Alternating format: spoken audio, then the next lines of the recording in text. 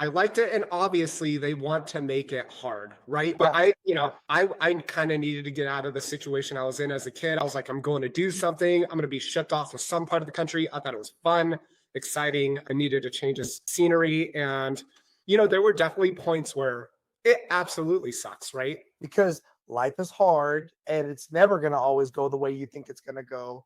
And we're going to talk about this when you get in your career, but you and I both know that it can go from Tuesday to freaking problem day any Yeah. second. And you embrace the suck. You were always, from my perspective anyway, super resilient, super quick to reframe. Even when you would be frustrated, you would still, all right, what's the real problem? And then get after it. Guys like me, we thrive in those environments. And I will tell you, like, whenever I talk to anybody from that time on board the George Washington, especially like the damage control training team, all of them went on to like make Master Chief, Warrant Officer, like they all went on to do great things because there was no time to breathe. And I agree, because people will go through their thing where they feel like they're the only one that's going through it, or they feel isolated, or they start to feel depressed or sad or angry or whatever it is.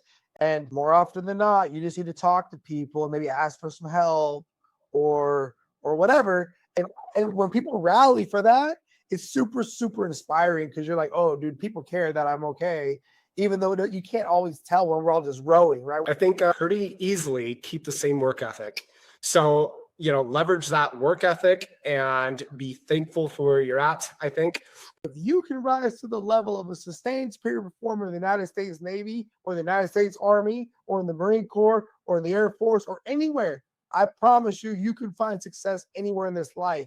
If you're very successful in high school, if you're very successful in college, if you're very successful in anywhere, fill in the blank, whatever you did to get there, don't stop. Always look for opportunities to mature, to grow, to develop, because people will get tired and just quit or like throw a fit or whatever it is. So going from firefighting systems in the Navy into like water quality monitoring, it's completely different.